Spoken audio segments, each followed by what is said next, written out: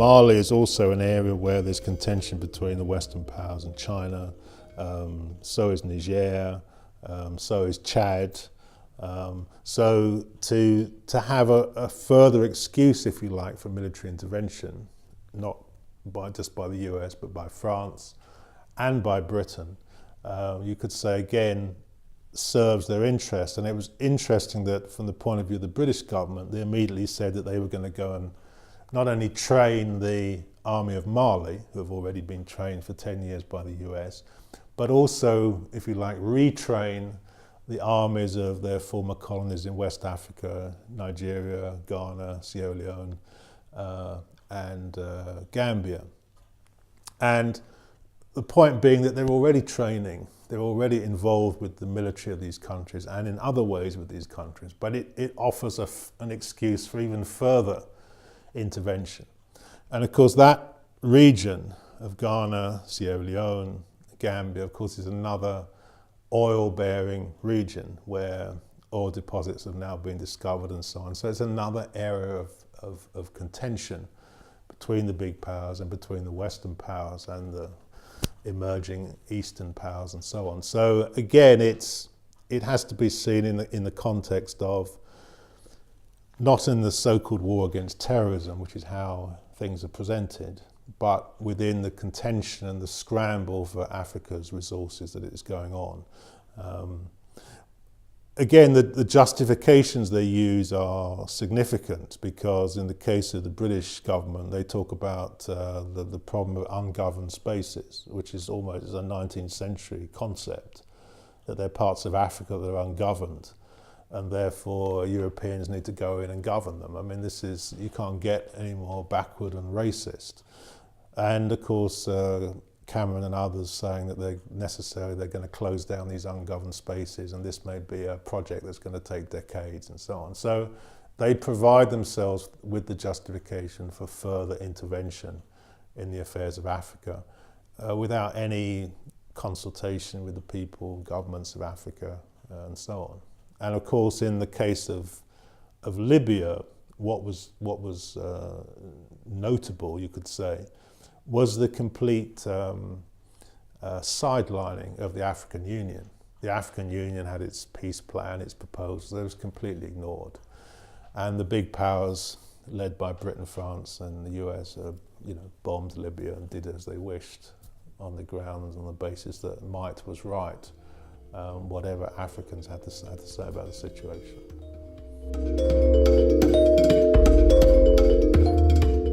China's position in Africa is interesting, and a different approach, as it were, or slightly different approach to the approach of the old Western powers. Because China's approach has been to, you could say to a large extent, to exchange Africa's resources for loans, for facilitating various construction projects, particularly infrastructure construction. And it has been very successful. It, rather interestingly, rather like the US, is becoming increasingly dependent on Africa for its oil supplies, as well as for other resources. But as I say, it has a different approach. It's mainly by providing financial support for African governments, apparently without strings being attached. It has large numbers of Chinese workers now in Africa, some engaged in construction projects, some engaged in manufacturing. So on the surface, it appears to be providing things which Africa needs and receiving in return the things which China needs.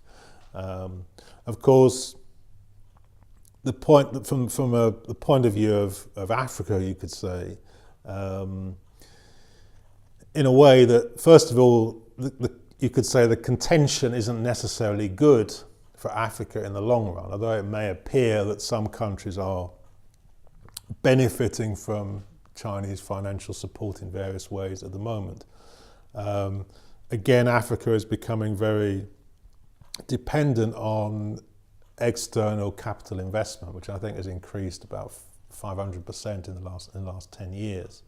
So again, although that there's certainly economic development in Africa, it's being fueled by investment that's coming from outside, from China as well as elsewhere.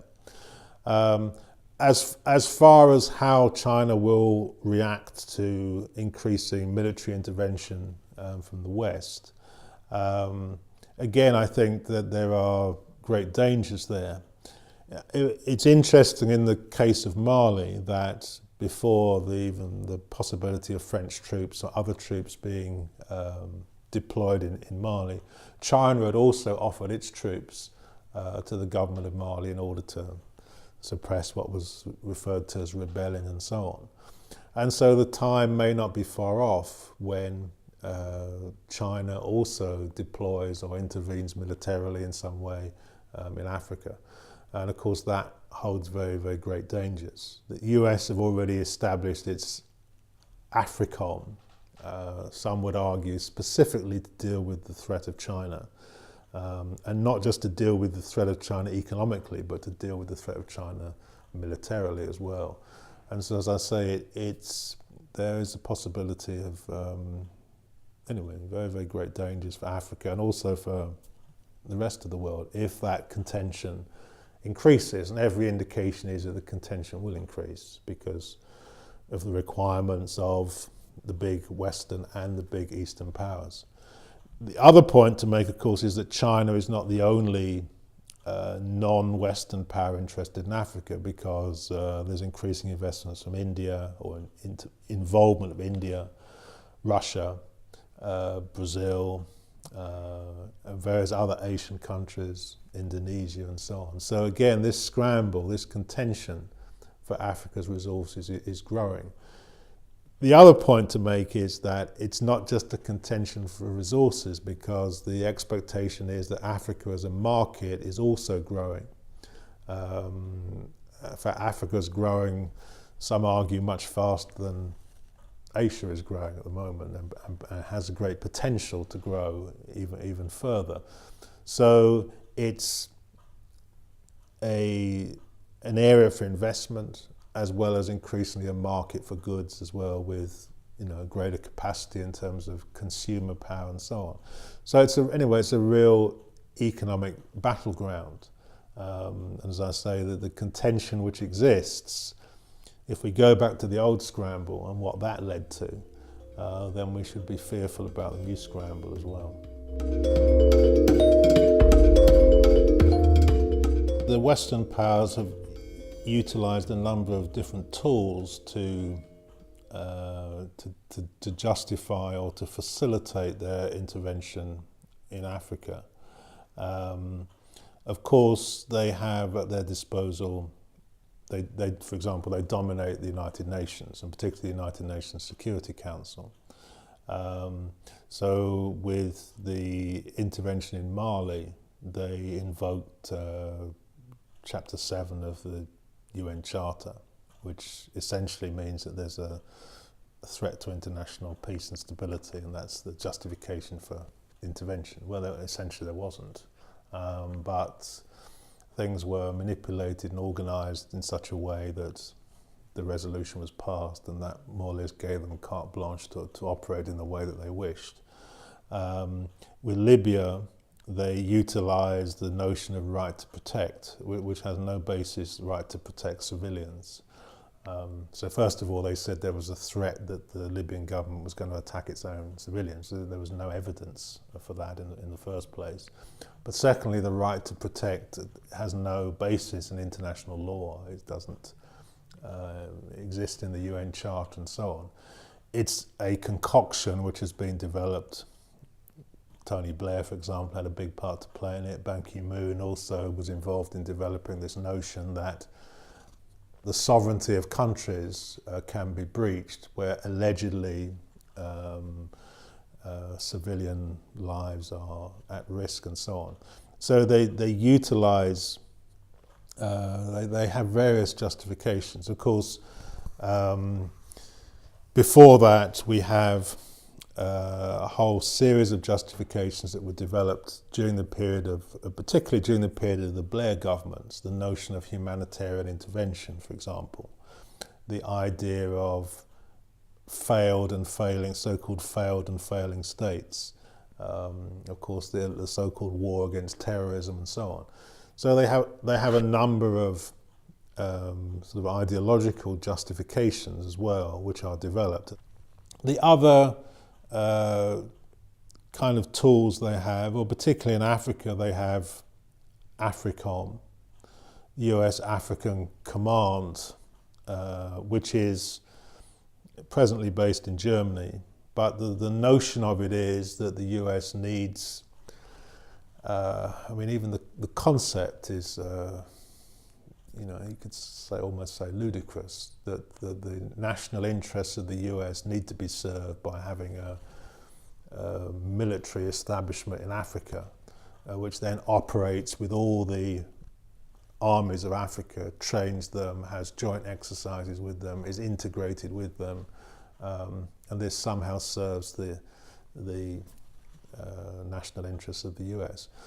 Well, the impact of this is that you have, on the one hand, you have closer intervention and interference by the Pentagon within Africa and within Africa's the military, the armies of African countries.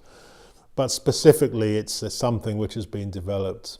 You can see it against the economic rivals of the US and its allies, particularly directed against China, but also directed against the other BRICS countries and those who could rival the economic interests of the US in Africa. So the US has a military presence in many countries. It's establishing its drone bases in Niger, in Mauritania, in Djibouti, in various other places and so on.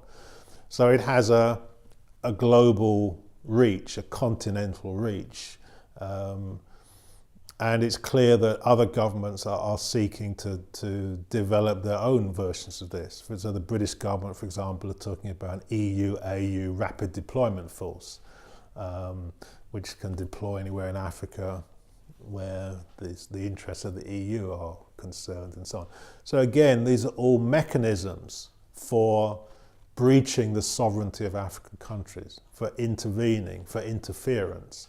And of course there are others, the whole notion of training, and there's a lot of talk at the moment about training the armies of Africa or training people in various other capacities,